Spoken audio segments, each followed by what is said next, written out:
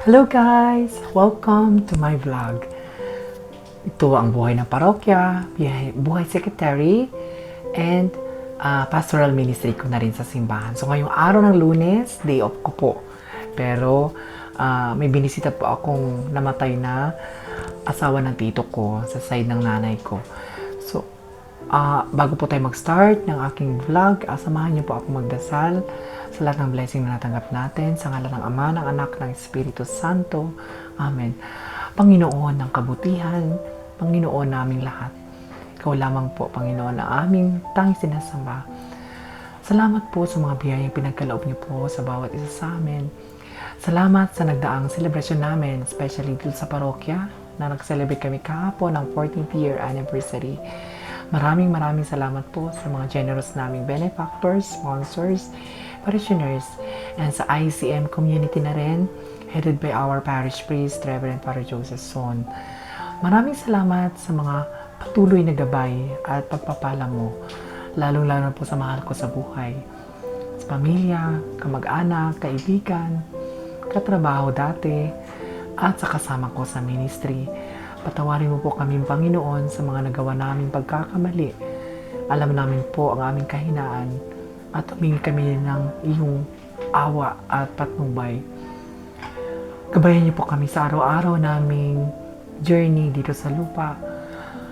Nawa po, isa niyo pa ang Holy Spirit para patnubayan po kami at huwag mo kaming pahintulot na malayo sa kapahamakan. Patnubayan niyo po kami, Panginoon. Ito ay aming hiling sa pamamagitan ng Jesucristo na aming Panginoon. Amen. Sa ngalan ng Ama, ng Anak, ng Espiritu Santo. Amen. So ngayong hapon na ito, ang vlog na i-content ko is regarding sa yumaon nating mahal sa buhay. Oo, malungkot po at masakit tanggapin ang katotohanan na tayong lahat ay kailangan lumisan o mamamatay. Part na po ng buhay natin ang kamatayan. Pero yung acceptance kasi, yun ang challenge doon. Paano natin tanggapin yung kamatayan? Even sa sarili natin, even ako, ang hirap i-absorb o tanggapin ang reality na pupunta tayong lahat doon.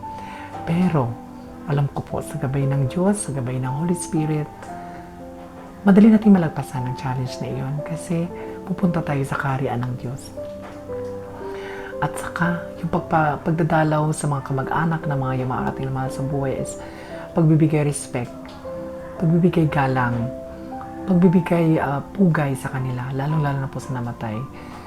Ito po yung way natin, usually sa mga tradisyon nating Pilipino, naging gathering na ang pagpunta sa lamayan. Parang ito yung way na nagkaroon ng reunion, pero sana, oo nga, yung guilty po ako lagi sa ganyan na nagkikita-kita ang mag-anak dahil na may namatayan na, which is nung buhay pa, minsan hindi natin nadadalaw yung mga mahal natin sa buhay kasi wala tayong time. Diba? Usually yun po ang mga challenges, malayo, walang time mag-gather, pero pag gusto talaga, yun nga, pag gusto may paraan, pag ayaw, maraming dahilan. So ang best way na gagawin natin sa mga yumaon natin mahal sa buhay, isama natin sila sa daily prayer natin para po sa kaligtasan ng kanilang kaluluwa.